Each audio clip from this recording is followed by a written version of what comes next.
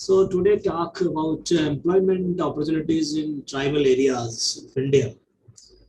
So it's very important that employment is the basic need so that the livelihood security can be ensured.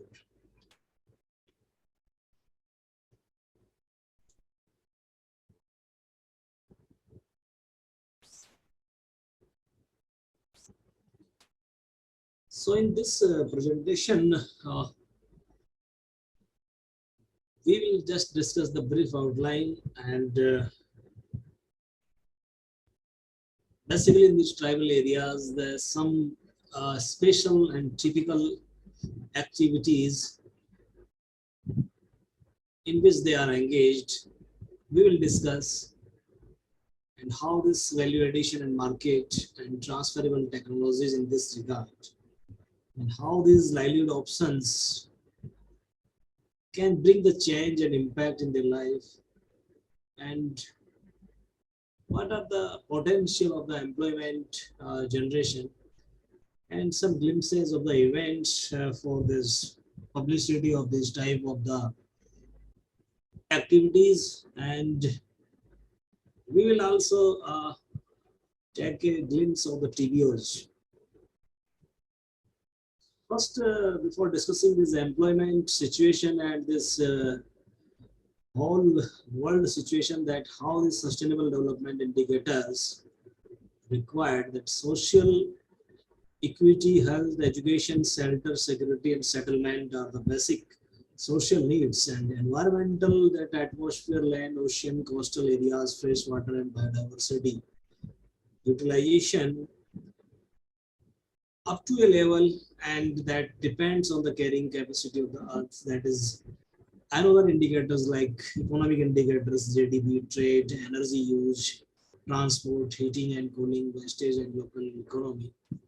And institutional framework, capacity for information and disaster preparations also have the importance in individual lifestyle, and consumerism are the major concern nowadays. So it is said that it saw bank what use natural resource and dialogue thoughtfully.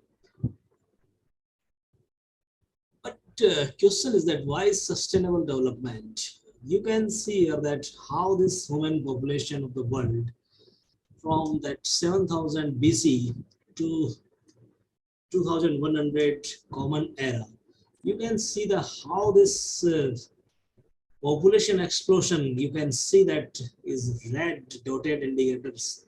So how this population suddenly give a challenge to the earth, that is carrying capacity of the earth is threatened. Similarly, how country is not remained behind in this competition, and you can see the graph of last this 100 years, more than 100 years. So how this population is grown very speedily. Now we are discussing about this how some activities which are securing the livelihood in these remote areas, and you know that one insect, that is Kerialaga, is surviving on some specific lake host trees, that is Butea monosperma and Slichera audiasa, and another that is Ziziphus mauritiana. So these are the host trees, and on the basis of these linkage of this host and this insect and this tribal engagement with this particular activity, making India is the largest lead producing country in the world. That is around 20,000 ton production in India, and another communities like Gum Karaya and Dhawda Gum, and another different gums, minor gums are there, which are collected by the tribals in the lean season, particularly in this summer season, 2 months, that is May and June, April, May, June, you can say. And India also entered in new millennium with the superb energy scenario. You can see that basking in the glory of receiving the peak in production, processing, and export.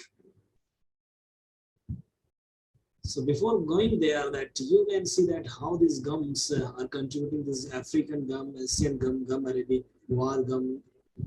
That is another issue that is in Rajasthan and Haryana are the leading, but other tribal areas, dominated areas like Jharkhand, Chhattisgarh, Andhra Pradesh.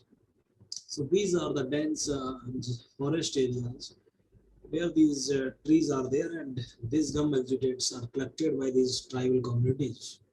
Similarly, natural resins group, that is copper, Jamar Batu, gum rosin, and lac, one of these.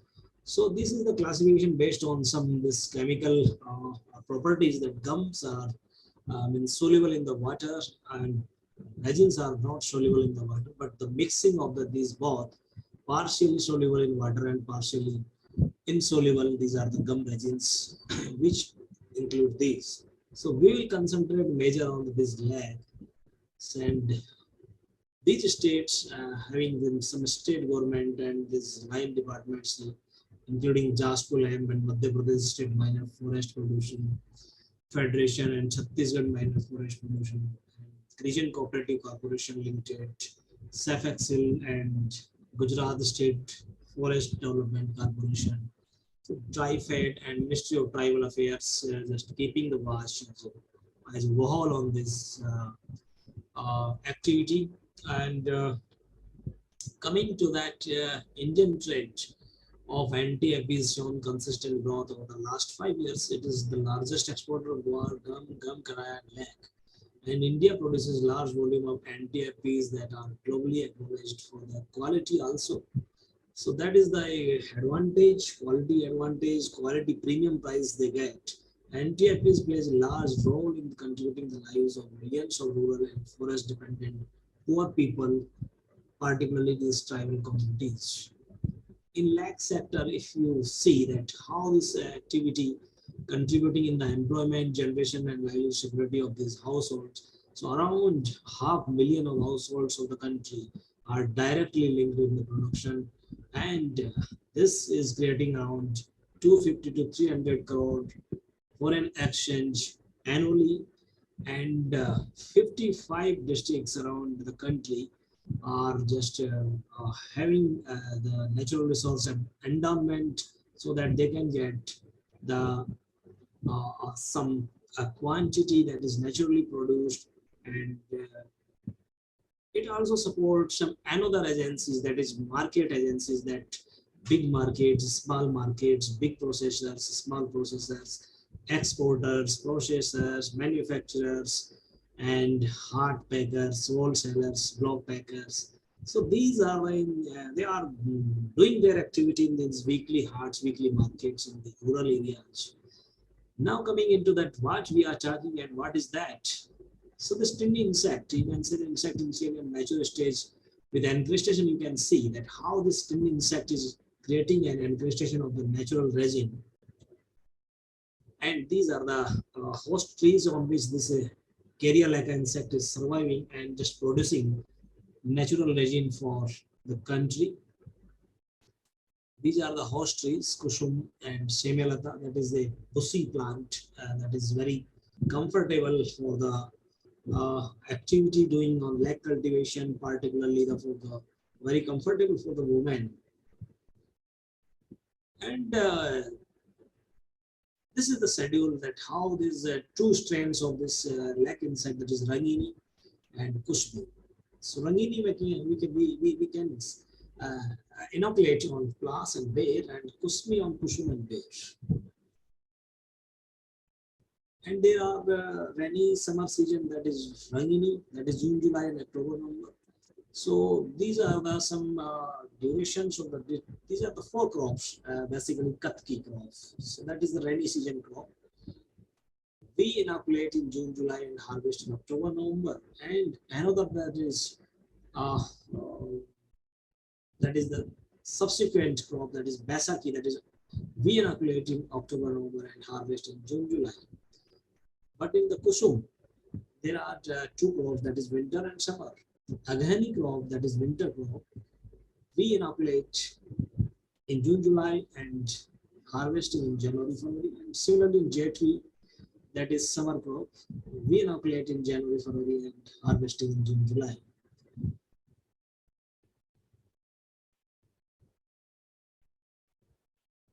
What this activity have the economic impact in this particular areas in which these economic activities regarding buying and selling of broodlac, that is very important input. Broodlac means it is the bundle of these twigs which are having the filled small insect, that is the at in the form, they are in the egg also, that means matured female cells are there in that encrustation. So matured female cells just during the inoculation, the tiny insects come out, and this process of inoculation range between 15 days to 20 days, and in this duration the large scale buying and selling happen, and transportation also. So this is a very important input, and so many people engage and earn money during this season. So that is inoculation and harvesting side by side. Pesticides. So these pesticides, because we need 2 or 3 spray in that case, and otherwise if we skip the spray, we can have the treatment, that is dipping. So broodlac dipping treatment can be done, and labor, unskilled and semi-skilled labor requirement is there. So directly, this is the direct employment, but pesticides and broodlac, they are creating another side of employment of another stakeholders, service providers. Similarly, the tools and equipments and technical guidance by the different expert organizations. So linkages with the NARS and TriFed and line departments and grassroots level NGOs is the key for that. As I'm talking about the pest management, so first in this second spray, we use that ethafenpros and indoxacarb and fipronil and carbendazim. So these are the recommendations for the Kushmi crop, and farmers who raise Dangini lac on class, they can use the fipronil 5PC or indoxacarb and carbendazim. So carbendazim is the fungicide we use that. Yes. If someone is planning for the plantation, so spacing for the Plas, Bear and Kusum is given there, and requirement of the broodlac is also given here. So you can see that how this basic ratio is ranging from 2 to 3, 2 to 4. So you can double the income, double or triple the income within 1 year if the existing resources are there.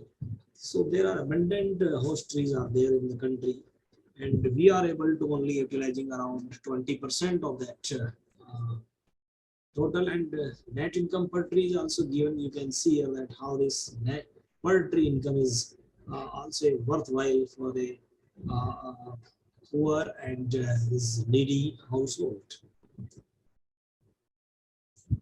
Coming that employment generation per annum from the lac cultivation of major ostriches in the Plas, Bear and Kusum, there are so many activities that is including that initial pruning and the bundling, selection of inoculation of broodlac, funky removal, collection, harvesting, collection of broodlac, scraping of funky, pruning, collection, scraping of black from sticks, spray of insecticide and fungicides. So these are some activities which have a need of this direct employment, and per hectare employment generation is there, and number of trees per hectare that is given. So how this 269 man days is required for the Plas, and 776 man days required for Bear, and 529 for the Kusum. If we come on the impact of improved method of lac cultivation, that significant increase in host utilization, that studied in the ground level and increase in the share of black income in total income. And trend leg growers give more emphasis on broad leg production rather than stick leg production because that is more beneficial. Average annual production of black has increased at growers level, more employment generation in case of improved method, and significant decrease in constraint faced by leg growers. Now coming to the another part, that is the leg processing. So you can see that how this production emerging areas and the major areas and minor areas in the map of this country, and mainly these areas just contributing 20,000 ton of the lag in the country. Jharkhand, Chhattisgarh, Madhya Pradesh, and West Bengal and Maharashtra contributing around 90% of total. And now Semilata is also just coming forward for that another alternate host plant. And this is the second, that is the forward linkage. We can see that how this product is sold in this packers, traders, and goes to the wholesalers, lag althea and lag processor. So lag grower is linked with also lamps and packs that is there. So this is the situation, this is the whole market situation, and this is the processing, or this is the supply chain of that whole commodity, that how this is just balancing the whole domestic and international demand and supply of this particular natural resin, in which India is the leader. You can see that how this industry is established, because industry is established in that the major states are Chhattisgarh and Jharkhand. You can see here that Chhattisgarh and Jharkhand and West Bengal, these three are the major contributor in this case, and small scale processing units are there, but large scale units only based in the Balrampur, that is based in Purulia district of West Bengal. And export centers are Kolkata, Delhi, and Mumbai. And domestic consumption hubs, you can see that Jaipur, Hyderabad, Banaras, Muzaffarpur, Delhi, and Kolkata. If you look into that, how this government is just taking the part in this particular sector, how this intervene of the policy for the improvement of the price mechanism. So they have intervened the minimum support price in that case. And you can see that that announcement in December 13, and implementation was started in just December 16. After 3 years, that implementation started, and how this price in the local market just improved. Otherwise, the price was very sudden fall was there, and so many people, rural youths and tribal youths in the remote areas, they started to migrate in these metro cities, this Kolkata and Delhi. That was surprising that how this can be controlled, and that intervention by the government through the Ministry of Tribal Affairs, and it could be reversed, and the price mechanism improved drastically.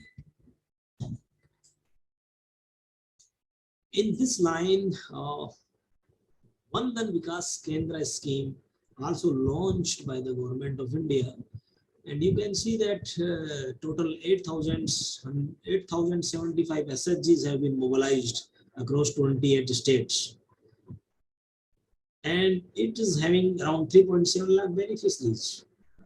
Total 1,200 Vandan Vikas Kendra across the country. You can see that 275 rupees for the Kushmi lag, that is price, the current price is prevailing, and 200 rupees for the Rangini lag, and gum karaya it is 140, but for the Google gum it is 812. That is the per kg price for these non-timber forest products. And export scenario, you can see that there is increasing trend, regular demand is there, because this is the utilization of the lag is in very, very essential industries like pharmaceutical, perfumed industries. These are the some basic regular demand is there. That's why there is no risk in this international market. And trends in export of hyaluronic acid also just changing because they started to making isoameritalite in the country. That is the another option for creating the employment opportunities within country, because this is in the direction of Atmanirbhar Bharat also, because we are just starting doing that manufacturing isoameritalite itself in the country rather than exporting hyaluronic acid and again importing the isoameritalite for our domestic consumption. So there are some these technologies that can be taken. Trainings are there for the Semilata Abi Kushmi breed and Daylight Kushmi breed combinations, and another crop production systems on different forestries is also available, and small scale lag processing units also having a good scope.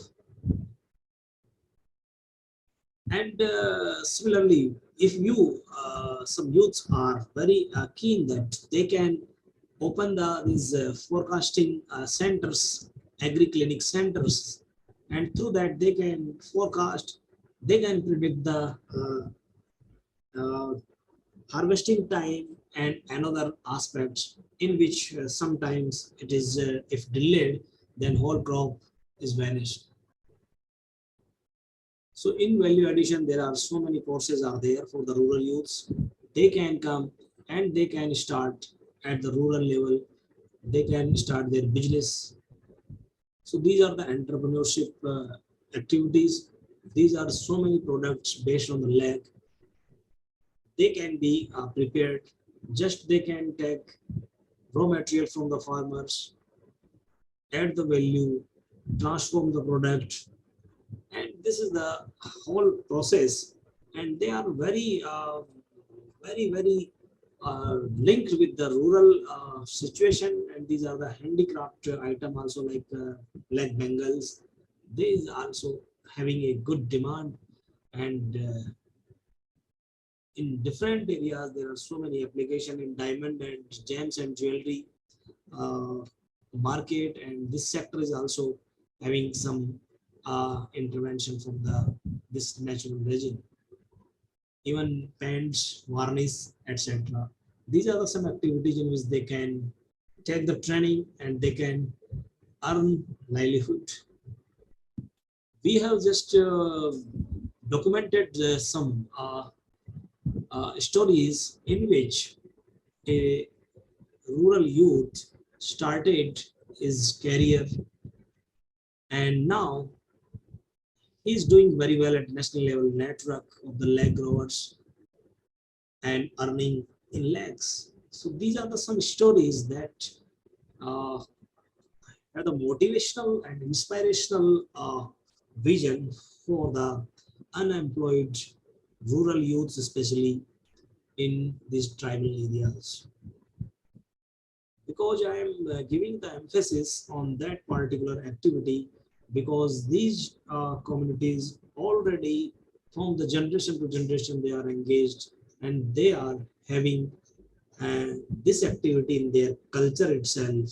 So in the point of the anthropological issue of these particular communities, it is observed that they are very much linked with their cultural operations. In Chhattisgarh, I have seen that they uh, do that. They just give a symbol of that goddess for that particular crop. So this is the type of the culture in the villages. Another story from Chhattisgarh, that is Milan Singh Vishwakarma. It's a good story, and he not hesitated for adoption of the scientific interventions. You can see in that photograph that this picture is there, that how this uh, dipping process is going on, and it is just very uh, intelligent work in which they have saved the money, energy, everything, and the production is also increased. So a simple intervention at farm level can give the boost in their income. If you look into that, another aspect that is nowadays farmers producer organizations, FPOs, and farmers producer companies are working there. So there are some examples of that type of the groups. Siladon Lahad Padak Sayog Shamiti, they have registered and having 703 members, including 300 women entrepreneurs. Women are going outside and they are giving the training. In Pragati Maidan, that is Mela was there, and the stall was awarded and visited and appreciated by the Prime Minister and President of India. So these are the things at grassroots level, they having very good scope. Best artisans and like best Bengal making, and some another awards and facilitations has been given. Another entrepreneur, that is Mr. CK Lake Industry in Balaghat. These are the examples. And how this impact of these technological interventions directly just giving the total of 22,369 lakh rupees as compared to 2010-11. So that shifting from the Rangini to Kushmi crop, that is the paradigm shift and transformation in the whole lakh sector. So this is the another aspect.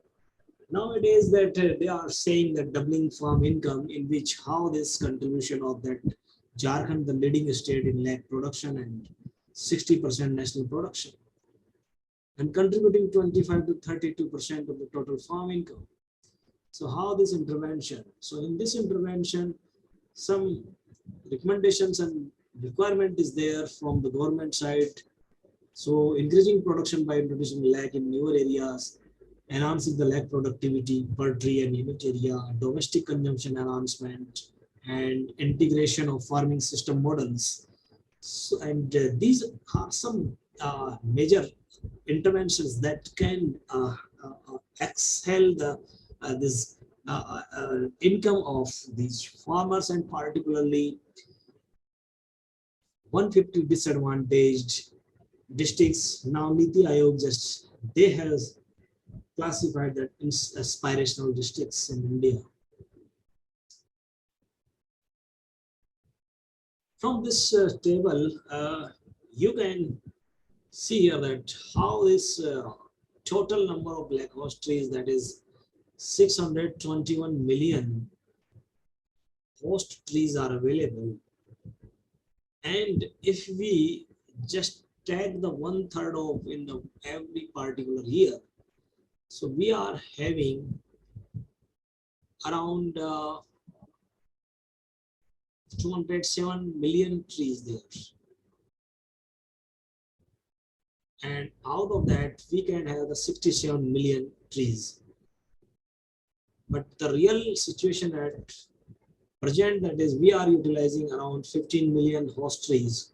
That is the 23% of utilization. And current employment generation is 50 million human days from this sector. But potential is 207. So this gap is directly indicating that more 150 million human days can be created by the utilizing of the existing lakh host trees available in the inhabitation or in the proximity of these particular areas. And joint forest management committees also encouraging these activities. There is no objection from the forest department itself. Ministry of Environment is also just encouraging these activities, because the local communities are protecting the natural fauna and flora very well. So there is gap is there, and you can see from this slide that how this unemployed population of the country can get around 156 million human days from this intervention. So that is a picture of this whole sector. These are some training, field day and Kisan Mela conducted by the institute in this different areas in forum. Honorable Chief Minister and His Excellency Governor also just visited scientist interaction with the women farmers and facilitating to the innovative farmers, distribution of the inputs to the farmers, processing high value products making for the this new and innovative entrepreneurs. Another aspect from that is different from this natural resins and gums, that is the oil seeds. If we see that in these particular areas, there's tree-borne oil seeds also there. That is, we can have more than 50 species are there, but major we can see here that neem, pongamia, jatropha, simaroba, sal seed, moa collection is there, moa seed, moa flower collection is there. But seed is also very useful. Tumba, silk cotton, doop, salvadora, kokum, cheura, olive, mango kernel, jojoba, wild apricot, kusum, tung, wax tree. So these are the some tree-borne oil seeds. Seeds can be collected. Ministry of Tribal Affairs already announced the minimum support price for these, some of those sal seed. I know that sal seed, kusum seed, and this mawa seed. So these are there in the list. So there is a good opportunity for just collection and just procurement by the government at the reasonable price. So that can be done. Otherwise, these things also a new scope is there for that utilization of these oil seeds, tree-borne oil seeds. Estimated potential was more than 5 metric ton TVOs with 1 metric ton oil. So if we consider the 20% of the recovery, so collection is 8 to 10 lakh tons and less than 1.5 lakh ton oil is produced. So there is a huge gap is there. Means 50 lakh ton, out of 50 lakh ton, we are just utilizing 20% of the potential and we are only collecting 8 to 10 lakh tons. Huge scope is there. Scattered plantation of most of the TBOs and spot collection period. So there is before rainy season, lean season is there. So this is the opportunity also, rather than constraints. Tree improvement for high yielding varieties, location specific production technology, value addition are the immediate priorities. But still, there is no attention from the local government.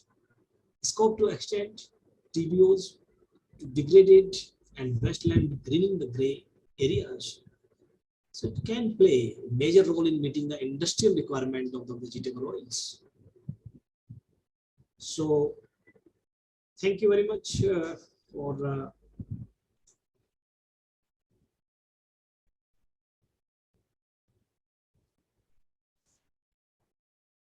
now it's open for discussion. Thank you, Dr. Yogi, for the presentation. There are a few questions. I'll read out one by one. In the meantime, can you please stop sharing the screen and we can see your full video then?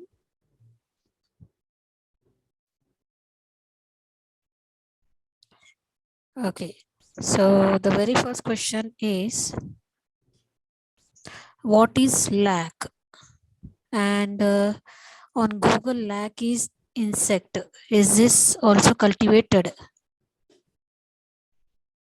Yeah, lac is just a secretion from a tiny insect, that is Caryolaca.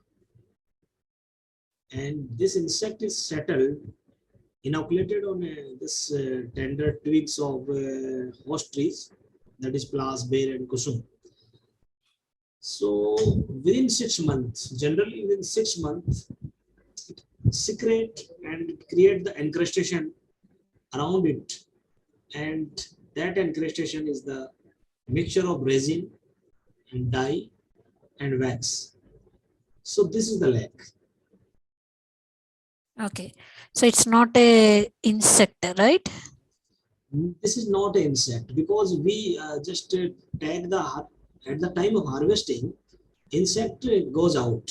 Insect settle on the another new twigs, and just we take the empty sticks and scrape that encrustation. So there is no insect. It is totally secretion from that insect. Okay.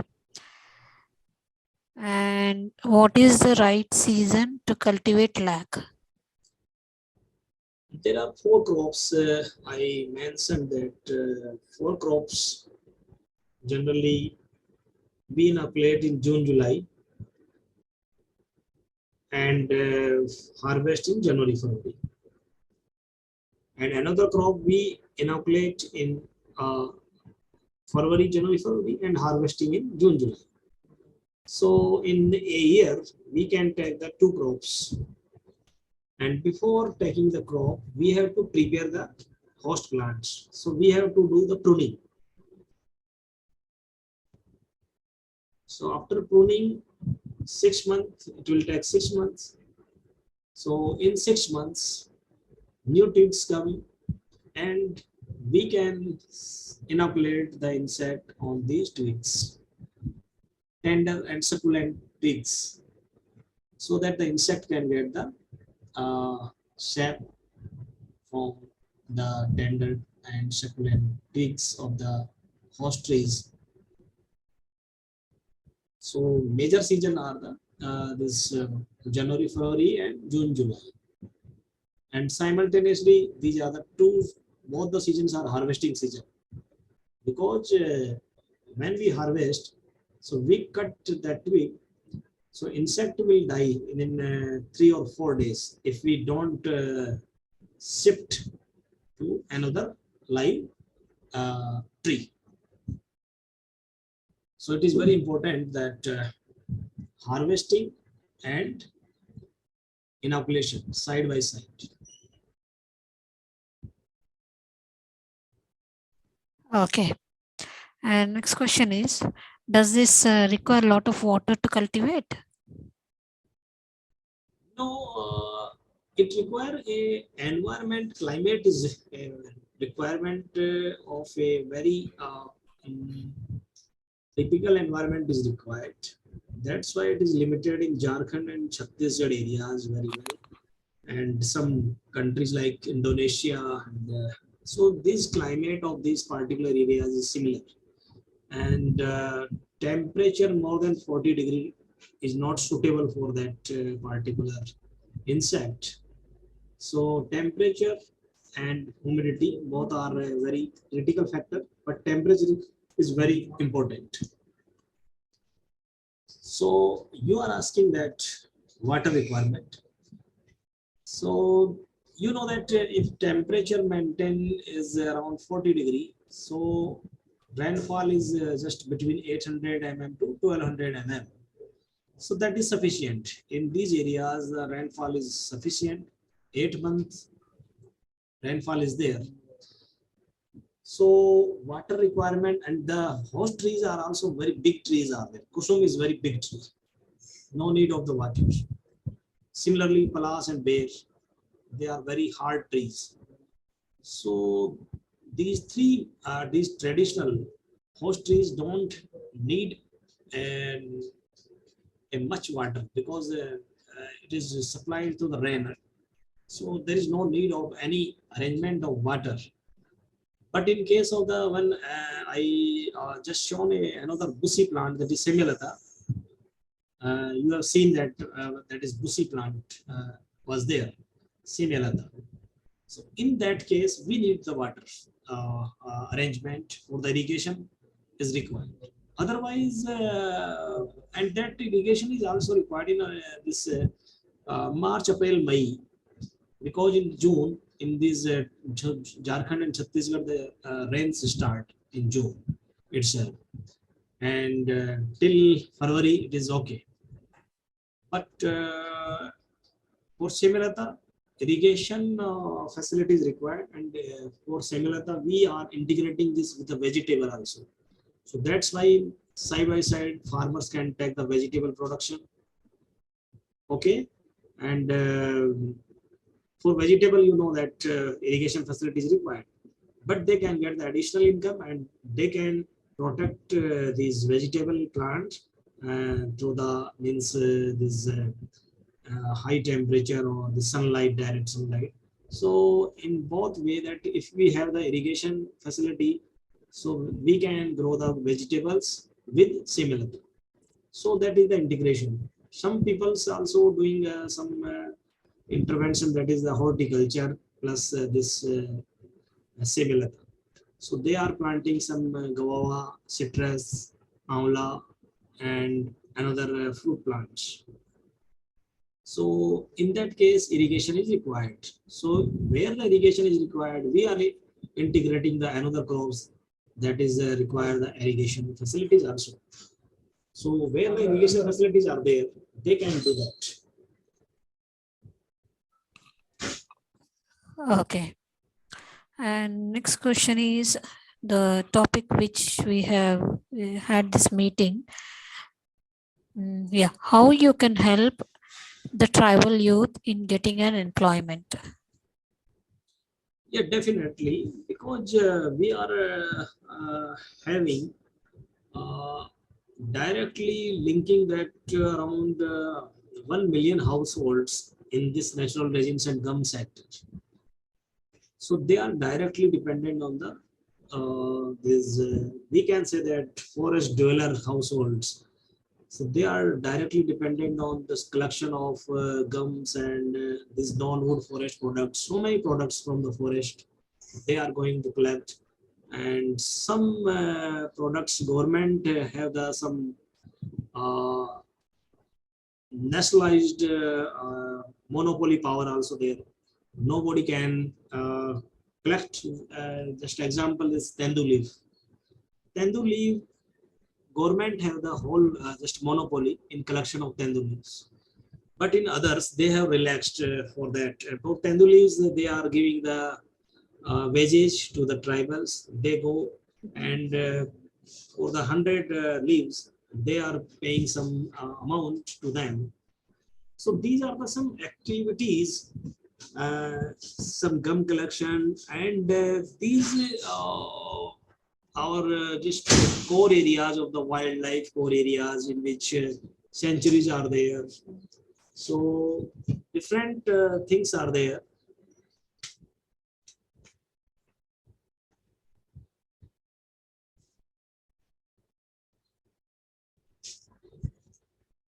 Just a minute.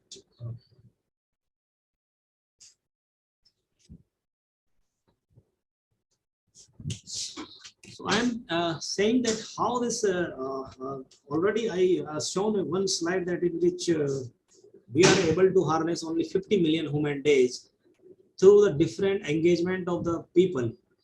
Because in sometimes when the farmers coming from that areas, and you know that in the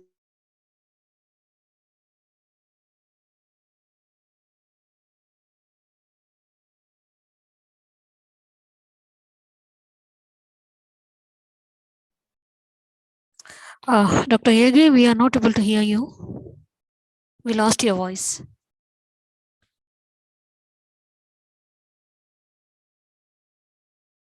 Hello, Dr. Yogi?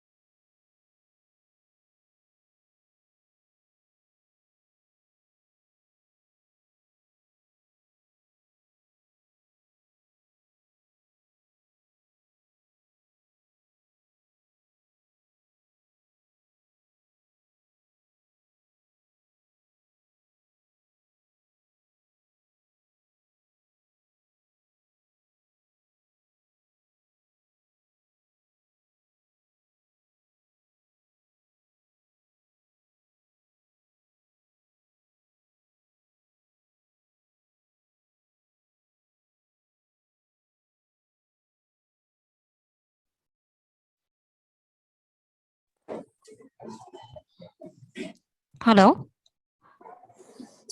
Yes. Yeah, you were disconnected. Yeah, some internet problem was there. Okay, no problem. Yeah. So it was about the employment. The question was about the employment. Yeah, in employment,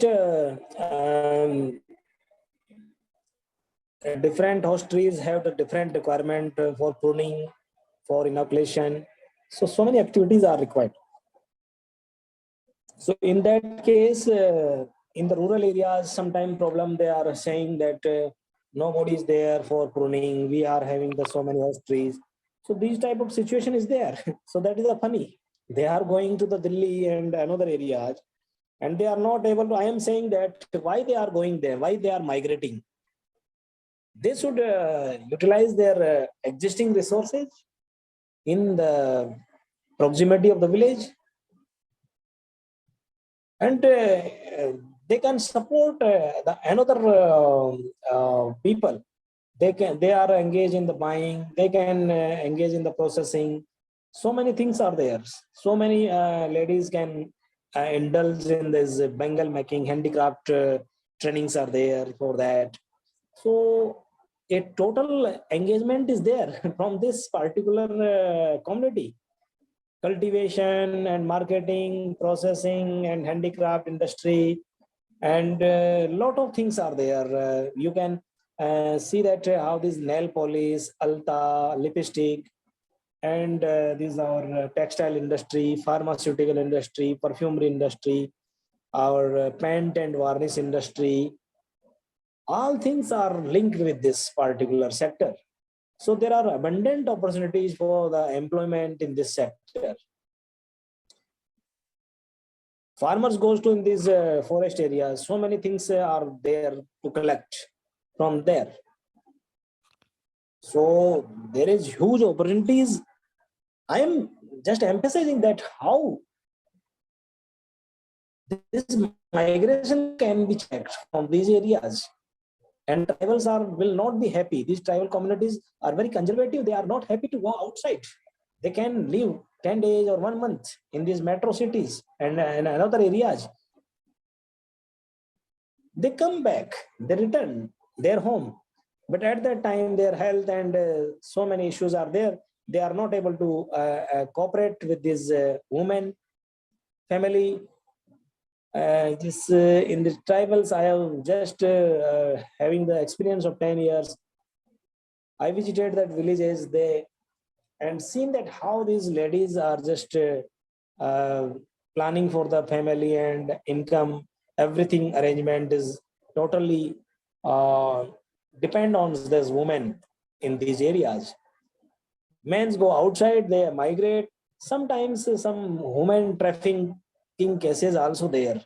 So these type of problems are there. So that is the very best solution. Even government of Jharkhand, that chief minister also taken the initiative for that in Chhattisgarh. Both the states, Chhattisgarh and Jharkhand, both states are taking the initiative for that. So there is good scope for employment in the local. Why to migrate? So it is good strategy for the checking the migration of these tribals. They will be happy with their forest, rivers, and mountains. So this is that. Okay. And next question is, are there any internships programs you organize for this youth?